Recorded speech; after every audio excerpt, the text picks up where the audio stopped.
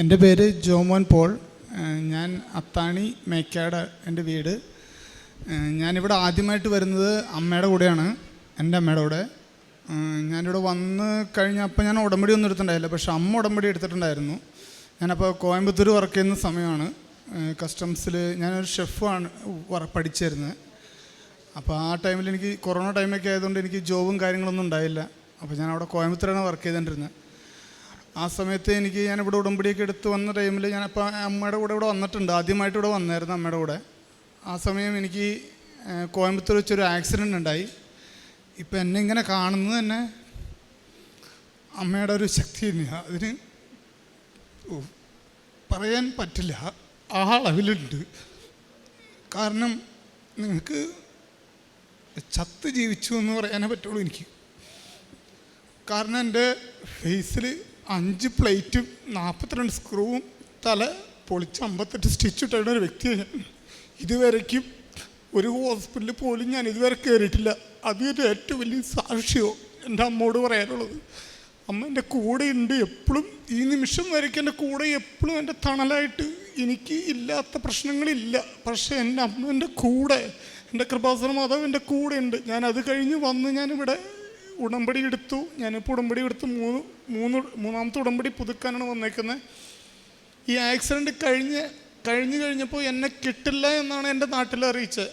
ആ സമയം ഞാൻ ഫുഡ് കഴിച്ചിട്ടുണ്ടായിരുന്നു, ബൈക്ക് ആക്സിഡൻ്റ് ആയിരുന്നു. ഫുഡ് കഴിച്ചുകൊണ്ട് ചിക്കൻ്റെ ലെൻസിൽ കയറിയായിരുന്നു. അത് ഞാൻ കോയമ്പത്തൂർ എന്നെ സർജറി ചെയ്യാൻ, നിങ്ങൾക്കറിയാവുന്നതാണ്. കാരണം ഒരു സർജറി ചെയ്യണമെന്നെങ്കിൽ വീട്ടിൽ അപ്പൻ്റെ അമ്മയുടെയും അംഗീകാരം ഇല്ലാണ്ട് സർജറി നമ്മുടെ ദേഹത്ത് കത്തി വയ്ക്കില്ല. ആ സമയത്ത് എന്നെ അവിടെ ഉണ്ടായിരുന്ന എൻ്റെ സീനിയർ ഓഫീസറിൻ്റെ ഒരു സൈനോടുകൂടി എന്നെ സർജറി ചെയ്തു. അത് എൻ്റെ അമ്മ പോലും അറിഞ്ഞിട്ടില്ല. പക്ഷെ അമ്മ ഇവിടെ ഇരുന്ന് പ്രാർത്ഥിച്ചതിൻ്റെ എൻ്റെ അമ്മയുടെ കണ്ണീരിൻ്റെ ഫലമായിട്ടാണ് എനിക്കിപ്പോൾ നിൽക്കാൻ പറ്റിയേക്കുന്നത്. എൻ്റെ അമ്മ എൻ്റെ കൂടെയുണ്ട്, എൻ്റെ മാതാവ് ഈ നിമിഷം വരയ്ക്ക് എൻ്റെ കൂടെയുണ്ട്. എനിക്ക് ഒരു മെഡിക്കൽ ചെക്കപ്പ് എന്നെ സർജൻ ചെയ്ത ഡോക്ടർ, നിങ്ങൾക്ക് എൻ്റെ ഫേസ് കണ്ടാൽ അറിയാം, ഇവിടെ ഓപ്പൺ ചെയ്തിട്ടാണ്, എൻ്റെ തല ഓപ്പൺ ചെയ്തിട്ട് ഇവിടെ കാലെൻ്റെ കീറിയിട്ടുണ്ട്. ഞാൻ ഷെഫായതുകൊണ്ട് എനിക്ക് ഹീറ്റ് കൊള്ളാൻ പാടില്ല എൻ്റെ മുഖത്ത്. പക്ഷേ ഞാൻ അത് കഴിഞ്ഞിട്ട് 3 ഹോട്ടലിൽ ഞാൻ വർക്ക് ചെയ്തു. എനിക്കെൻ്റെ ജീവനിൽ പേടിയില്ല. കാരണം എൻ്റെ മാതാവ് തന്ന ജീവൻ മാതാവ് അറിയാണ്ട് ഇനി ഒരു കാലത്തും എടുക്കില്ല, അത്രയ്ക്ക് ഉറപ്പിട്ടിരിക്കും. അത് കഴിഞ്ഞതിന് ശേഷമാണ് എനിക്ക് കല്യാണം കഴിഞ്ഞത്. കാരണം ഇങ്ങനൊരു തല ഇല്ലാത്ത ഒരാളെ കെട്ടാനൊരു പെങ്കൊച്ച് വരിക എന്ന് പറഞ്ഞാൽ എൻ്റെ ലൈഫിൽ ഞാൻ പ്രതീക്ഷിക്കാത്തൊരു കാര്യമായിരുന്നു. പക്ഷെ എനിക്ക് വന്നൊരു നേഴ്സായിരുന്നു. പക്ഷെ അതും എൻ്റെ മാതാവിൻ്റെ കൂടെ നിന്ന് അത്രത്തോളം എന്നെ കൈപിടിച്ച് അവരെ കൂടെ നടത്തി. ഞാൻ പുറത്തേക്കൊന്നും പോവാത്തൊരു വ്യക്തിയാണ്, എനിക്ക് പുറത്തേക്കൊന്നും പോകാൻ ഇഷ്ടമില്ലാത്ത ഒരാളായിരുന്നു. ആ സമയം ഇവിടെ ഞാൻ നിന്നു. വൈഫ് ഇവിടെ ജോലി ഇല്ല എൻ്റെ, അപ്പോൾ എൻ്റെ ജോലിയിലാണ് വർക്ക് ചെയ്തത്. ഞാനിപ്പോൾ ഇവിടെ മംഗലപ്പുഴ സെമിനാറിൽ കുക്കായിട്ട് വർക്ക് ചെയ്തിട്ടുണ്ടായിരുന്നു. ആ സമയത്ത് വൈഫ് പ്രഗ്നൻ്റായി. കൊറോണ മേജർ, അതായത് 12 ലിറ്റർ ഓക്സിജനിൽ എന്നോട് ഡോക്ടർ വിളിച്ച് അവിടെ നിന്ന് പറയുന്നത്, നീ സർജറിക്ക് വൈഫിനെ കൊണ്ടുവന്ന് കഴിഞ്ഞാൽ കൊച്ചിനെയും അമ്മയും കിട്ടില്ല എന്നാണ് എന്നെ പറഞ്ഞത്. ഞാൻ അവിടെ വിളിക്കാത്ത ദൈവങ്ങളില്ല, മാതാവിൻ്റെ അടുത്ത് പറയാത്ത കണ്ണീരില്ല, അത്രമാത്രം മുട്ടുകുത്തി എന്ന് മാതാവിൻ്റെ അടുത്ത് പറഞ്ഞിട്ടുണ്ട്. എനിക്ക് വേണ്ടി പ്രാർത്ഥിക്കാൻ എല്ലാവരും ഉണ്ടായിരുന്നു. പക്ഷേ എൻ്റെ മാതാവിൻ്റെ കൂടെ എപ്പോഴും അന്നും ഇന്നും 12 ലിറ്ററിലാണ് ഓക്സിജൻ എന്നെ കയറ്റിയപ്പോൾ എൻ്റെ ഡോക്ടർ പറഞ്ഞ് എൻ്റെ അടുത്ത് സൈൻ ചെയ്ത് മേടിച്ചതാണ്. 2 പേരെ കിട്ടില്ല, ഇതിൽ ഞങ്ങളുടെ ഉത്തരവാദിത്വം അല്ല എന്നാണ് എൻ്റെ സൈൻ ചെയ്ത് മേടിച്ചത്. എന്നിട്ട് ഞാൻ 3 ദിവസം അവിടെ കണ്ണീരൊഴിച്ച് നിന്നു മാതാവിൻ്റെ മുമ്പിൽ അത് പ്രാർത്ഥിച്ച്. പക്ഷേ അവിടെയും എൻ്റെ മാതാവ് കൈവിട്ടില്ല, 2 പേരെ എനിക്ക് തന്നു. പക്ഷേ ഇത്ര കഷ്ടതകൾ എൻ്റെ കൂടെ ഉണ്ടെങ്കിലും ഞാൻ മാതാവിൻ്റെ അടുത്ത് നിന്ന് എല്ലാ കാര്യങ്ങളും കൃപാസനത്തിൽ പറഞ്ഞിരിക്കുന്ന കാര്യങ്ങൾ കാലത്ത് എഴുന്നേറ്റ് പ്രാർത്ഥിക്കും. ബൈബിള് പറ്റാവുന്ന ടൈമിൽ ബൈബിൾ വായിക്കും, അരമണിക്കൂറെങ്കിലും വായിക്കാറുണ്ട്. പിന്നെ രാവിലെയും വൈകിട്ടും പ്രാർത്ഥന, ജപമാല ചെല്ലുന്നത്, അഖണ്ഡ ജപമാലയ്ക്ക് കൂടുന്നത്, അങ്ങനെ എല്ലാത്തിലും ഞാൻ എൻ്റെ സമയങ്ങളിലല്ല. ഞാൻ കോയമ്പത്തൂരായിരുന്നു, ഈ ആക്സിഡൻറ്റ് കഴിഞ്ഞ് ഞാൻ കോയമ്പത്തൂരായിരുന്നപ്പോൾ പോലും ഞാൻ അവിടെ നിന്ന് എൻ്റെ പള്ളിയിൽ അഖണ്ഡ ജപമാല ഉണ്ടാകുമ്പോൾ, മേക്കേട് പള്ളിയിൽ അഖണ്ഡ ജപമാല ഉണ്ട്, ഞാൻ ബൈക്കിന് ഇവിടെ വന്ന് ജപമാല കൂടിയിട്ട് പോകുന്നൊരു വ്യക്തിയായിരുന്നു. കാരണം അത്ര എനിക്ക് ഇഷ്ടമാണ് എൻ്റെ മാതാവിനെ, എന്നേക്കാളും ഇഷ്ടമാണ്. അത് കഴിഞ്ഞ് ഇപ്പോൾ കുഞ്ഞായി പെങ്കൊച്ചായിരുന്നു. കൊച്ചിൻ്റെ പേര് സേറ മറിയ ജോമോ എന്നാണ്. പക്ഷേ കൊച്ചിന് 3 ഹോള് ഹാർട്ടിൽ. ഞാൻ ഒന്നും പറഞ്ഞില്ല, മാതാവിനോട് നന്ദിയേ പറഞ്ഞോളൂ. കാരണം എനിക്ക് ഇത്രയ്ക്കും സങ്കടം തന്നാലും എൻ്റെ മാതാവ് എൻ്റെ കൂടെ എപ്പോഴും ഉണ്ട്, ഇപ്പോഴും എൻ്റെ കൂടെ ഉണ്ടെന്ന് ഉറപ്പിച്ചിട്ടാണ് ഞാൻ ഇവിടെ വന്നേക്കുന്നത്. അത്രമാത്രം സ്നേഹനിധിയായ മാതാവ് എൻ്റെ കൂടെ. ആ 3 ഹോളിൽ പറഞ്ഞ ഡോക്ടർ പറഞ്ഞത് ഇത് അടഞ്ഞില്ലെങ്കിൽ 2 ഹോൾ അടയും, പക്ഷെ 1 ഹോൾ അടയാൻ ചാൻസ് ഇല്ല, ഇല്ലെങ്കിൽ വാൽവ് കപ്ലിങ് ഇടണമെന്നാണ് പറഞ്ഞത്. എനിക്കതറിയുള്ളൂ, കാരണം എനിക്ക് നേഴ്സിംഗ് വിഭാഗത്തിൽ അറിയില്ലാത്തതുകൊണ്ടാണ്. അവർ പറഞ്ഞ് എന്നോട് സുരക്ഷ കപ്ലിങ് ഇട്ടാൽ മാത്രമാണ് അത് കറക്റ്റ് ആവുള്ളത്. അതുകൊണ്ട് ആ സമയത്ത് ഞാൻ മാതാവിനോട്, മാതാവ് കുഞ്ഞാണ്, അവൾ 2.5 വയസ്സ് ആവണുള്ളൂ ഇപ്പോൾ അവൾക്ക്. അപ്പോൾ അത് ഒന്നും അറിയാത്ത കൊച്ചാണ്, പ്രതിരോധ ശേഷി ഒട്ടുമില്ല അവൾക്ക്. മാതാവിൻ്റെ കാരണം കൊണ്ട് ഞാൻ ആ സമയത്ത് അത്രം പ്രാർത്ഥിച്ച് മാതാവിൻ്റെ തൈലം അവളുടെ നാക്കത്തെ എല്ലാ ടൈമിലും ഞങ്ങൾ പ്രാർത്ഥിക്കുമ്പോൾ, കുടുംബ പ്രാർത്ഥിക്കുമ്പോൾ ഞാനും അമ്മയുണ്ടെങ്കിൽ അമ്മ ചെല്ലും, അല്ലെങ്കിൽ അമ്മ ചെല്ലുമ്പോൾ അവളുടെ വിശ്വാസമാണ് ചൊല്ലി നാക്കത്ത് തൈലം കുരിശ് വരച്ച് കൊടുക്കാറുണ്ട്.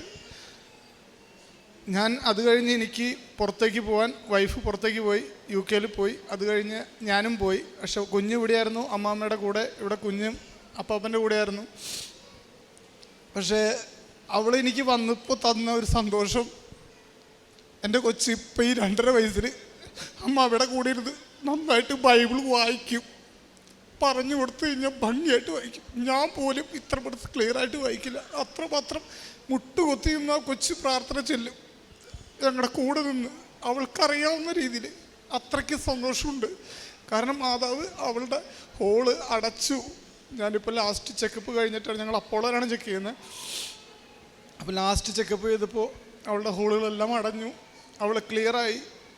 ഞാൻ മാതാവിനോട് അവിടെ ഇരുന്നും പ്രാർത്ഥിച്ചത്. ഇവിടെ പോണയ്ക്ക് മുമ്പാണ് ഞാൻ വന്ന് 23-ലാണ് ഉടമ്പടി പുതുക്കാൻ വന്നിരുന്നത്. അന്ന് ഞാൻ പറഞ്ഞ ഒരു കാര്യം, അതിൽ എനിക്ക് മാതാവ് അവളെ എപ്പോഴും എന്നോട് മാതാവ് എന്തൊക്കെ സ്നേഹം കൂടെ എൻ്റെ കൂടെ ഉണ്ടോ, എൻ്റെ കൊച്ചിൻ്റെ കൂടെ മാതാവ് ഉണ്ടാവണം എപ്പോഴും, ജീവിതകാലം മൊത്തം. കാരണം അത് മതി ഈ ലോകത്തിൽ, വേറെ ഒന്നും വേണ്ട.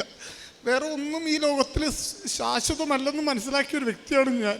കാരണം അവിടെ നിന്ന് ഞാൻ കയറി വന്നതാണ്. അതുകൊണ്ട് എൻ്റെ ജീവിതത്തിൽ എൻ്റെ മാതാവ് ഈശോയും എൻ്റെ കൊച്ചിൻ്റെ കൂടെ ഉണ്ടായാൽ മതി, ബാക്കിയെല്ലാം അവർ കൊടുക്കുമെന്ന് എനിക്ക് ഉറപ്പുണ്ട്. അത്രയ്ക്ക് ഉറപ്പുണ്ട്, എന്നെക്കാളും കൂടുതൽ ഉറപ്പുണ്ട്. അത് മാതാവ് എപ്പോഴും കൃപാസന മാതാവ് അവളുടെ കൂടെ ഇപ്പോഴും. അവൾ ഭംഗിയായിട്ട് മാതാവിൻ്റെ പാട്ട് പാടാൻ കേൾക്കാൻ തന്നെ ഭംഗിയാണ്, അത്രമാത്രം അവളുണ്ട്. അതുകൂടാണ്ട് ഒരു സാക്ഷ്യം കൂടി പറയാനുള്ളത്, എനിക്ക് ഇംഗ്ലീഷ് എന്ന് പറഞ്ഞ കാര്യം അറിയില്ല. കാരണം ഞാൻ സംസാരിക്കും മലയാളത്തിൽ, പക്ഷേ ഇംഗ്ലീഷ് പറയാനോ സംസാരിക്കാനോ സംസാരിക്കാൻ നമുക്കറിയില്ല, ഒട്ടും അറിയില്ല. അങ്ങനെ ഒരാളാണ് ഞാൻ UK ചെന്ന്. എൻ്റെ വൈഫ് ഇംഗ്ലീഷ് സംസാരിക്കും, അതുകൊണ്ട് കാര്യമില്ലല്ലോ. ഞാൻ അവിടെ ചെന്ന് 6 മാസത്തോളം ജോലി ഇല്ലാണ്ടിരുന്നു. അത് കഴിഞ്ഞ് എനിക്കൊരു ജോലിയും കിട്ടുന്നില്ല. ഞാൻ ഷെഫിൻ്റെ ഇതിൽ അപ്ലൈ ചെയ്തു. പക്ഷേ ഇംഗ്ലീഷ് ഫുഡ് അല്ലാണ്ട് നമുക്കവിടെ ഇന്ത്യൻ ഫുഡിന് അപ്ലൈ ചെയ്യാൻ നമുക്ക് കയറാം, പക്ഷേ നമ്മുടെ സ്റ്റാൻഡേർഡ് അനുസരിച്ച് സംസാരിക്കാൻ അവർക്ക് പറ്റില്ല. അപ്പോൾ ഞാനൊരു ഹോട്ടലിൽ ചെന്ന് അവർക്ക് ട്രയൽ അടിച്ചു. പക്ഷെ അവരുടെ കൂടെ നിന്ന് വർക്ക് ചെയ്തു. പക്ഷെ അവർക്ക് പറഞ്ഞു നിങ്ങൾക്ക് സംസാരിക്കാൻ പറ്റുന്നില്ല എന്ന് പറഞ്ഞ ഇതിൽ എന്നെ അവിടെ നിന്ന് പറഞ്ഞു വിട്ടു. ഞാൻ പോന്നു, വീട്ടിൽ വീണ്ടും സങ്കടം. ഞാനപ്പോൾ ഓൺലൈനായിട്ട് എനിക്കിവിടെ വരാൻ പറ്റുക ചെയ്യാണ്ട് ഓൺലൈനായിട്ട് ഞാൻ ക്യാൻഡിൽ പ്രയർ എടുത്തായിരുന്നു. ക്യാൻഡിൽ പ്രയർ എടുത്ത് എനിക്ക് ഒരാഴ്ചയ്ക്കുള്ളിൽ കെയർ ജോബ്, എൻ്റെ ലൈഫിൽ പോലും ഞാൻ ഒരു നേഴ്സ് എന്ന് പറഞ്ഞൊരു ചിന്ത എൻ്റെ ലൈഫിലേക്ക് വരാത്തൊരു ജോബാണ്. അതും 90 വയസ്സുള്ള കാരണവന്മാരെ ശുശ്രൂഷിക്കാൻ എനിക്ക് കിട്ടിയ ഏറ്റവും നല്ല അവസരം. അത് അവരുടെ അടുത്ത് പോയി സംസാരിക്കാനോ എനിക്ക് ഒന്നും അറിയില്ല. എന്നാലും ഞാൻ പോയപ്പോൾ മാതാവിൻ്റെ അടുത്ത് കാശ് രൂപം എടുത്ത് കൈ പിടിച്ചിട്ടാണ് പോകുന്നത്. എൻ്റെ അടുത്ത് വരുന്നത് 2 ഡെപ്യൂട്ടീസാണ് വരുന്നത്. അതൊന്നും ഗാന എന്നുള്ള ഒരു നീഗ്രോ വംശകനും പിന്നെ ഒന്ന് ഇംഗ്ലീഷുകാർ മാഡമായിരുന്നു, 2 പേരും. പക്ഷെ അവർക്ക് ഞാൻ അവരുടെ അടുത്ത് പറഞ്ഞതെന്ന് പോലും എനിക്കറിയില്ല. പക്ഷെ അവരെന്നെ പാസ്സാക്കി. ഞാൻ എന്താ പറഞ്ഞതെന്ന് എനിക്ക്, പക്ഷെ അത് കഴിഞ്ഞ് എൻ്റെ കൂടെ വന്ന 2 പേര് ഫെയിൽഡായി. എൻ്റെ കൂടെ തന്നെ മലയാളീസായിരുന്നു, പക്ഷെ 2 പേര് ഫെയിൽഡായി. എനിക്കറിയില്ല എന്താണ് ഞാൻ സംസാരിച്ചെന്നോ എന്താണ് പറഞ്ഞതെന്ന് പോലും. കാരണം എന്തിൻ്റെ വേടെന്ന് പോലും എനിക്കറിയില്ല. ഇംഗ്ലീഷിൻ്റെ അങ്ങോട്ടും ഇങ്ങോട്ടും ഒരു കെയറായിട്ട് ഇവിടെ നേഴ്സ് ഉണ്ടെങ്കിൽ അവർക്കറിയാൻ പറ്റും എന്തെല്ലാം പ്രോബ്ലംസ് ഉണ്ടെന്ന് അത് ചെയ്യുമ്പോൾ. പിന്നെ അത് കഴിഞ്ഞു. പിന്നെ നമ്മൾ സംസാരിക്കുമ്പോൾ അവരുടെ ഇതെല്ലാം എനിക്ക് കിട്ടി. ഞാനത് കിട്ടിയതിന് ശേഷം ആണ് ഇവിടേക്ക് എൻ്റെ കൊച്ചിനെ കൊണ്ടുപോകാൻ വേണ്ടി വന്നത്. പിന്നെ എനിക്ക് അവിടെ ചെന്നപ്പോൾ എൻ്റെ കൂടെ ഉണ്ടായിരുന്നത് കൂടാണ്ട് എനിക്ക് എൻ്റെ വർക്ക് ചെയ്ത സ്ഥലത്ത് എൻ്റെ ചുറ്റും വർക്ക് ചെയ്ത എല്ലാവരും കൃപാസനത്തിൽ വർക്ക് ചെയ്ത് കൃപാസനം വന്ന് കണ്ട എല്ലാവരുമാണ്. ഒരുപാട് പേര് എനിക്ക് കൃപാസനത്തിൽ അവിടെ ചുറ്റുമുണ്ട്. എൻ്റെ മാതാവ് എന്ത് ഹെൽപ്പിന് വേണോ എന്തിനു വേണോ എനിക്ക് കൃപാസനത്തിൻ്റെ എന്ത് വേണം. അതുകൂടാണ്ട് എനിക്കവിടെ ഞാൻ ചെന്നപ്പോൾ ഒരു ഹിന്ദു ചേച്ചിക്ക് NHS ജോലി കിട്ടില്ല എന്ന് പറഞ്ഞപ്പോൾ ഞാൻ കൃപാസന മാതാവിൻ്റെ ഉപ്പ് ഞാൻ അവർക്ക് കൊടുത്തു. അവർ ഓൺലൈനിൽ ഉടമ്പടി എടുക്കാൻ പറഞ്ഞു. ഒരു ഓൺലൈനിൽ ഉടമ്പടി എടുത്ത് പ്രാർത്ഥിക്കുന്നുണ്ട്. അപ്പോൾ ഇവിടെ നിന്ന് പോകുമ്പോൾ അവർക്ക് തിരിയും തൈലവും മേടിച്ചിട്ട് എല്ലാം പറഞ്ഞിട്ടുണ്ട്. ഞാൻ അവർക്കും പ്രാർത്ഥിക്കുന്നുണ്ട്, അവർക്ക് കിട്ടും, ഞാൻ ഉറപ്പ് പറഞ്ഞിട്ടുണ്ട്. കാരണം എന്നതിനേക്കാളും വിശ്വാസം ഉള്ളതുകൊണ്ട് എനിക്ക് എന്തും പറയാനുള്ള ധൈര്യമുണ്ട്. ഞാനത് പറയാറുണ്ട്. എൻ്റെ കൂട്ടുകാരന്മാരായിരുന്നാൽ പോലും 3 ഫ്രണ്ട്സ് ഇവിടെ വന്നിട്ടുണ്ട് ഓൾറെഡി. ഇന്നലെ ഒരു ഫ്രണ്ട് വന്നു പോയിരുന്നു ഫാമിലിയായിട്ട്. ഞാനത് പറയുന്നത്, നമ്മൾ ഈ ലോകത്തിൽ ഒരേ ഒരു കാര്യം മാത്രം ചിന്തിച്ചാൽ മതി. നമ്മളൊരു ഡ്രസ്സ് എടുക്കാൻ പോകുമ്പോൾ അത് നല്ല ക്വാളിറ്റി ആണെന്ന് നമുക്ക് വിശ്വാസമുണ്ട്. അത് കമ്പനിയിൽ നിന്ന് വരുന്നൊരു ഐറ്റം, ഇത്രയും ലോകം ചുറ്റി വരുന്നൊരു കമ്പനിയിൽ നിന്ന് വരുന്ന ഐറ്റത്തിന് നമ്മൾ അത്ര വിശ്വസ്ത കൊടുത്ത് നമ്മളൊരു എടുക്കുന്നുണ്ടെങ്കിൽ, 1 കോടിയുടെ വരെ വാച്ചുണ്ട്. പക്ഷെ ആ വാച്ച് എടുക്കുമ്പോൾ നിന്ന് പോവാം, നിൽക്കാണ്ടിരിക്കാം, ഓടാം. പക്ഷെ നമ്മളതിന് കൊടുത്ത വിശ്വാസത്തിലാണ് നമ്മൾ എടുക്കുന്നത്.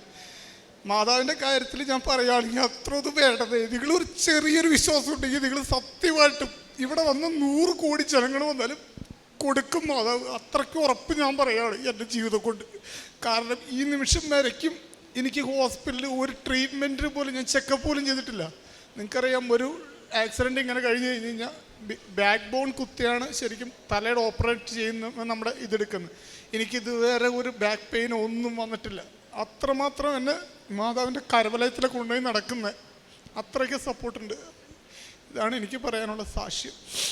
പരിശുദ്ധ അമ്മയുടെ മധ്യസ്ഥതയിൽ വ്യക്തിപരമായിട്ട് ലഭിച്ച ദൈവാനുഭവമാണ് പറഞ്ഞത്. അതിൽ ഏറെ പ്രധാനപ്പെട്ടത് ഒരു ആക്സിഡൻറ്റിൻ്റെ കാര്യം പറയുന്നുള്ളൂ. ജീവൻ പോലും നഷ്ടപ്പെടാൻ സാധ്യത ഉണ്ടായിരുന്ന ഒരു സ്ഥലത്ത് നിന്ന് പ്രാർത്ഥിച്ച് കയറി ഈ അൾത്താര വരെ വന്ന് നിൽക്കുകയാണ്. അപ്പോൾ ഇത്രയും സീരിയസ് ആയിട്ടുള്ള ആക്സിഡൻറ്റിൻ്റെ യാതൊരു ബുദ്ധിമുട്ടുകളും പിന്നീട് ദൈവം വരുത്തുവാനായിട്ട് ഇടവരുത്തിയില്ല. അതിനുശേഷം ഇവിടെ നിന്ന് ഉടമ്പടി എടുത്ത് അതിനുശേഷം ഒരുപാടേറെ കാര്യങ്ങൾ ഇപ്പോൾ സാക്ഷ്യത്തിൽ പറയുന്നുണ്ട്. അതിലേറ്റവും പ്രധാനപ്പെട്ടത് വിവാഹമെന്ന കൂദാശ സ്വീകരിക്കുവാനായിട്ട് ദൈവം അനുവദിച്ചു. ഒരു കുഞ്ഞിനെ ലഭിക്കുവാനായിട്ട് ദൈവം അനുവദിച്ചു. അപ്പോൾ കുഞ്ഞിനെക്കുറിച്ച് പറയുമ്പോഴും അതിൽ കുറച്ച് ബുദ്ധിമുട്ട്, ഹൃദയത്തിൽ കുറച്ച് ഹോളുകളുണ്ട്. എങ്കിലും അവർ പരിശുദ്ധ അമ്മയിൽ ഒരു ബുദ്ധിമുട്ടോ കുറ്റമോ ഒന്നും പറയാതെ വീണ്ടും മുടങ്ങാതെയുള്ള പ്രാർത്ഥന മുടക്കി മുന്നോട്ട് പോകുന്നു. പിന്നീട് പറയുന്ന സാക്ഷ്യങ്ങളാണ്. അതിൽ പരിശുദ്ധ അമ്മയോടും അല്ലെങ്കിൽ പ്രാർത്ഥനയോട് ആ കുഞ്ഞിനുണ്ടാകുന്നൊരു പ്രത്യേക അടുപ്പവും സ്നേഹവും കാണുമ്പോൾ മാതാവ് തന്നെ ആ കുഞ്ഞിനെ ദൈവം നൽകിയതാണെന്ന് തരത്തിൽ ചിന്തിക്കുന്ന തരത്തിലുള്ളൊരു പക്വതയും പാകതയും ജ്ഞാനവും ഉള്ളൊരു കുഞ്ഞിനെ ലഭിക്കുവാനായിട്ട് ദൈവം ഇടവരുത്തുന്നു. അതിനുശേഷം ഇപ്പം ഇവിടെ പറയുന്നത് പോലെ ഇപ്പം ലാംഗ്വേജ് അറിയിൽ അത്രയും പ്രാവീണ്യം ഇല്ലെന്നൊക്കെ പറയുന്നത് നമ്മുടെ ഉടമ്പടി ഭാഷയിൽ മെറിറ്റ് ഇല്ലാത്ത അവസ്ഥയാണ്. അപ്പോൾ മെറിറ്റ് ഇല്ലാത്തൊരവസ്ഥയിൽ നിന്ന് ദൈവം എടുത്തുയർത്തിയതുപോലെ ഒരു ജോലി ലഭിക്കുവാനായിട്ട് ദൈവം ഇടവരുത്തുന്നു. അവിടെയും ഉടമ്പടി എടുത്തവരുടെ ഒരു സമൂഹം അല്ലെങ്കിൽ ഉടമ്പടി എടുത്ത കുറച്ച് പേരുടെ സാന്നിധ്യം ഈ വ്യക്തിയെ കൂടുതൽ ഒരു കൃപയിൽ നിലനിർത്തും. അത് നമ്മളെപ്പോഴും ഇവിടെ പറയാറുണ്ട്. ഇവിടെ ജാതിയും മതത്തിനും അപ്പുറം ഉടമ്പടി എടുത്തവർ ഒരുമിച്ച് വരുന്നത് എപ്പോഴും ഉടമ്പടി ജീവിതത്തിന് അത് സഹായകമാകും. വിശ്വാസത്തിൽ ഉടമ്പടി ജീവിക്കുന്നവർക്ക് അതെവിടെയായിരുന്നു ഒരുപാട്, കാരണം വിദേശ നാടുകളിൽ ഒരുപാട് ഉടമ്പടി കൂട്ടായ്മകളുണ്ട്. അവരൊക്കെയും വലിയ വലിയ മനോഹരങ്ങളായിട്ടുള്ള ദൈവാനുഭവങ്ങൾ പങ്കുവെക്കാൻ ഇവിടെ എത്താറുണ്ട്. ഓൺലൈനിലൂടെ മറ്റും നമ്മുടെ സാക്ഷ്യങ്ങളും മറ്റും അറിയിക്കാറുണ്ട്. അപ്പം ഇങ്ങനൊരു കൂട്ടായ്മയിൽ ചെന്നപ്പെടുവാനായിട്ട് ദൈവം ഇടവരുത്തി. അവിടെയും ഒരു വിശ്വാസത്തോടെ മറ്റുള്ളവരോട് ദൈവത്തെക്കുറിച്ചും പരിശുദ്ധ അമ്മയുടെ സാന്നിധ്യത്തെക്കുറിച്ചും പറയുവാനുമൊക്കെ ഇടവരുത്തുവാനായിട്ടൊരു അനുഭവം ലഭിച്ചു എന്നുള്ളതാണ്. അപ്പം ഈ ഒരു വിശ്വാസത്തിൻ്റെ സാക്ഷ്യം നമുക്കും നമ്മുടെ ഉടമ്പടി ജീവിതത്തിൽ നമുക്കൊരു പ്രചോദനമാവണം. കാരണം ഈ ഒരു ഉടമ്പടി ജീവിതത്തിൽ ദൈവം ചുരുങ്ങിയ സമയത്തിനുള്ളിൽ തന്നെയും ദൈവം ഇതുപോലെ ഒരു മറ്റുള്ളവരുടെ മുമ്പിൽ നിന്ന് ദൈവത്തെക്കുറിച്ച് പറയുവാൻ തക്കവിധമുള്ളൊരു ദൈവാനുഭവവും ഒരു ബോധ്യവും ഒരു വ്യക്തിക്ക് നൽകുന്നതാണ് ഏറ്റവും പ്രധാനപ്പെട്ട അത്ഭുതം. അതിന് ചവിട്ടുപടിയായിട്ട് വന്നിട്ടുള്ള ബാക്കി എല്ലാ കാര്യങ്ങളും. പക്ഷേ എല്ലാ സാക്ഷ്യത്തിലും ഇതുപോലെ നമ്മൾ കണ്ട് കേട്ട് പഠിക്കേണ്ട കുറേ കാര്യങ്ങളുണ്ട്. ഈ സാക്ഷ്യവും ഉടമ്പടിയെടുത്ത് നമുക്ക് ഒരു സഹായകമാകട്ടെ എന്നും പരിശുദ്ധ അമ്മ വഴി ഈ വ്യക്തിക്ക് കൊടുത്ത വിശ്വാസത്തിൻ്റെ ബോധ്യത്തിനും മറ്റെല്ലാ അനുഭവങ്ങളെയും പ്രതി നമുക്ക് കരങ്ങളടിച്ച് ദൈവത്തിൻ്റെ നാമം മഹത്വപ്പെടുത്താം. അത്യപൂർവ ദൈവാനുഭവങ്ങൾ ഇനി നിങ്ങൾക്കും സ്വന്തം. ഈ യൂട്യൂബ് ചാനൽ ഇതുവരെ സബ്സ്ക്രൈബ് ചെയ്തിട്ടില്ലെങ്കിൽ ഇപ്പോൾ തന്നെ സബ്സ്ക്രൈബ് ചെയ്യുക. ഈ വീഡിയോ ഇപ്പോൾ തന്നെ നിങ്ങളുടെ നിങ്ങളുടെ സുഹൃത്തുക്കൾക്ക് ഷെയർ ചെയ്തുകൊണ്ട് കർത്താവിൻ്റെ പ്രേക്ഷിതരാകുക.